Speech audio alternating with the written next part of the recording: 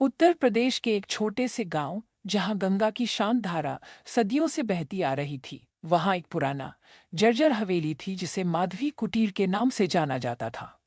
उसकी दीवारों में अनेक अनकही कहानियां दफन थीं, खासकर एक ऐसी कहानी जो प्रेम, छल और नियति के अटूट बंधन में बंधी हुई थी। माधवी, एक शांत स्वभाव की स्त्री, जिसकी आंखों में हमेशा एक अनजानी उदासी तैरती रहती थी, उसी हवेली में अपने बचपन से रह रही थी। उसी हवेली में अपने बचपन से रह रही थी। उसके बालों में चांदी की लटें दिखने लगी थीं, लेकिन उसकी आंखों की चमक अभी भी वैसी ही थी, जैसी उसने पहली बार राघव को देखा था। राघव, एक ऐसा पुरुष जो गांव के हर दिल पर राज करता था। उसकी मुस्कान में एक जादू था, उसकी बातों में एक सम्मोहन।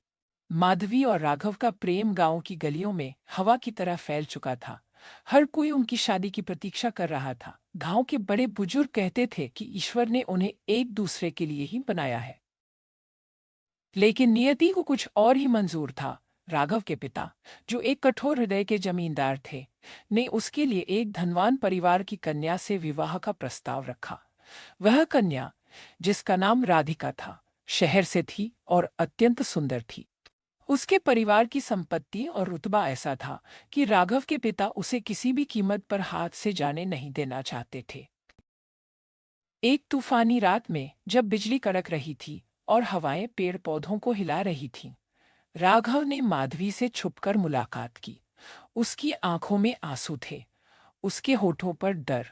उसने माधवी को बताया कि उसके पिता ने उसे राधिका से शादी करने के लिए मजबूर किया है। माधवी का दिल टूट गया था। उसे लगा जैसे उसके भीतर का सब कुछ बिखर गया हो। उसने राघव से पूछा, तो क्या हमारा प्रेम एक छल था? राघव, क्या तुमने मुझे धोखा दिया? राघव ने उसे कसकर गले लगा लिया और कहा, नहीं माधवी, मेरा प्रेम सच्चा है। मैं तुम्हें कभी नहीं छोड़ूंगा। मैं राधिका से केवल कागजों पर शादी करूंगा, लेकिन मेरा दिल हमेशा तुम्हारे लिए धड़केगा। माधवी, जो राघव के प्रेम में पूरी तरह से डूबी हुई थी, उसकी बातों पर विश्वास कर बैठी। उसे लगा कि यह उसकी नियति है। कुछ दिनों बाद गांव में राधिका और राघव की भव्य शादी हुई। माधवी अपनी हवेली की खिड़की से उस बारात को देख रही थी। उसके दिल में एक अजीब सा दर्द था, एक ऐसी पीड़ा जो शब्दों में बयान नहीं की जा सकती थी। उसकी आंखें आंसुओं से भरी हुई थीं, लेकिन होठ खामोश थे। रात के अंधेरे में जब गांव सो चुका था, राघव छुपकर माधवी से मिलने आया। उसने माधवी को सांत्वना दी और उसे भरोसा दिलाया कि वह हमेशा उसके साथ रहेगा। सालों बीत गए, राघव ने अपनी दोहरी जिंदगी जीना सीख लिया था। दिन में वह एक आदर्श पति और जमींदार था, और रात में वह माधवी के पास चला जाता था। गांव के लोगों को कुछ अजीब जरूर लगता था, लेकिन कोई भी इस रहस्य की गहराई तक नहीं पहुंच पाया था। माधवी ने भी अपनी जिंदगी इस नए ढर्रे पर ढाली थी।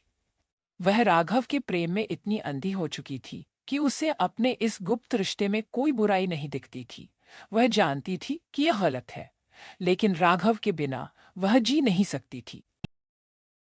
फिर एक दिन माधवी गर्भवती हो गई।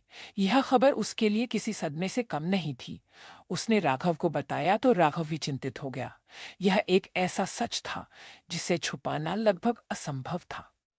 राघव ने माधवी को आश्वासन दिया कि वह अपने बच्चे को स्वीकार करेगा, भले ही उसके लिए उसे समाज के नियमों को तोड़ना पड़े। माधवी ने एक सुंदर बच्ची को जन्म दिया, जिसका नाम उसने आशा रखा। आशा, जो अपनी माँ की तरह शांत और अपने पिता की तरह तेजस्वी थी, माधवी के जीवन का सबसे बड़ा सहारा बन गई। लेकिन आशा का जन्म एक रहस्य था, एक अवैध प्रेम का प्रतीक। माधवी ने आशा को दुनिया से छुपा कर रखा, उसे कभी बाहर नहीं निकलने दिया। आशा जब थोड़ी बड़ी हुई तो वह अपनी माँ से अपने पिता के बारे में पूछने लगी। माधवी को हर बार एक नई कहानी गढ़नी पड़ती थी। उसे आशा की आंखों में सवाल देखकर बहुत दर्द होता था, लेकिन वह सच बताने की हिम्मत नहीं जुटा पाती थी। इसी बीच राघव और राधिका के भी बच्चे हुए। उनके दो बेटे थे, जो गांव के स्कूल में पढ़ते थे। राघव अपनी दोनों जिंदगियों को अलग अलग रखने की पूरी कोशिश करता रहा, लेकिन कब तक। एक दिन जब आशा लगभग 10 साल की थी, वह अपनी हवेली के पास खेल रही थी। उसने गांव के कुछ बच्चों को देखा जो स्कूल से लौट रहे थे जो स्कूल से लौट रहे थे उनमें से एक लड़का राघव जैसा दिखता था। आशा ने हिम्मत करके उस लड़के से बात की और उसे बताया कि उसका नाम आशा है और वह माधवी कुटीर में रहती है। लड़के ने आशा को अपने घर आने के लिए कहा। आशा ने अपनी माँ से अनुमति मांगी, लेकिन माधवी ने उसे जाने से मना कर दिया लेकिन माधवी ने उसे जाने से मना कर आशा ने अपनी माँ से पूछा, माँ, आप मुझे किसी से मिलने क्यों नहीं देती? क्या मेरा कोई पिता नहीं है? माधवी की आंखों में आंसू आ गए। कुछ दिनों बाद गांव में एक त्योहार था। राघव अपने परिवार के साथ मंदिर गया था। आशा, जो अपनी माँ के कहने पर भी घर से बाहर नहीं निकलती थी, किसी तरह छुपकर मंदिर पहुंच गई। वहां उसने राघव को अपनी पत्नी राधिका और अपने बेटों के साथ देखा। उसे लगा जैसे उसके दिल पर किसी ने वार किया हो। राघव भी आशा को देखकर चौंक गया। उसकी आंखें डर से भर गई थी। राधिका ने आशा को देखा और पूछा, यह बच्ची कौन है, राघव? राघव ने कोई जवाब नहीं दिया।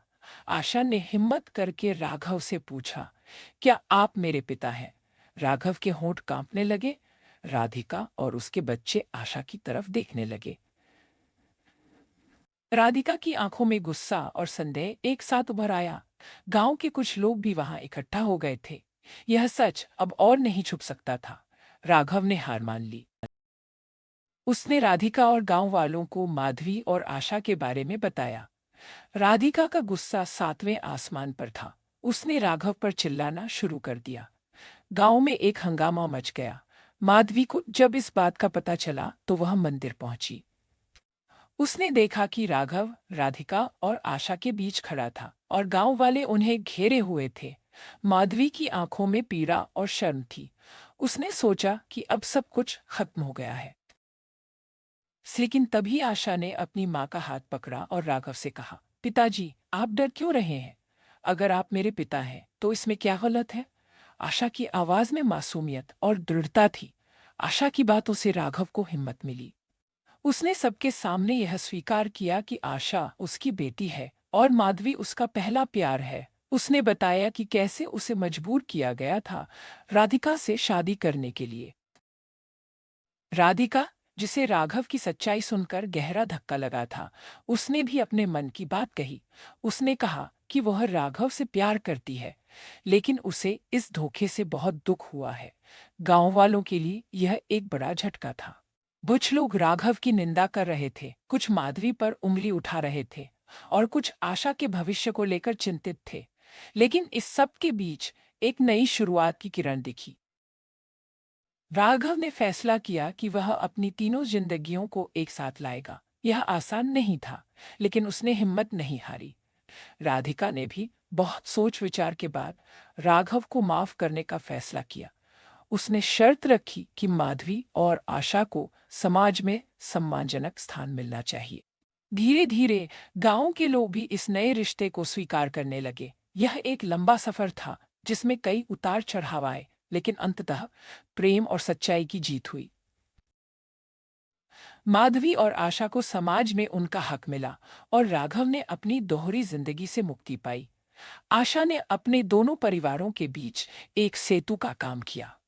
यह कहानी माधवी कुटीर की दीवारों में हमेशा के लिए अंकित हो गई, जो इस बात का प्रतीक बनी कि प्रेम कई रूप ले सकता है और सच्चाई चाहे जितनी भी कड़वी क्यों न हो, अंततः उसे स्वीकार करना ही पड़ता है।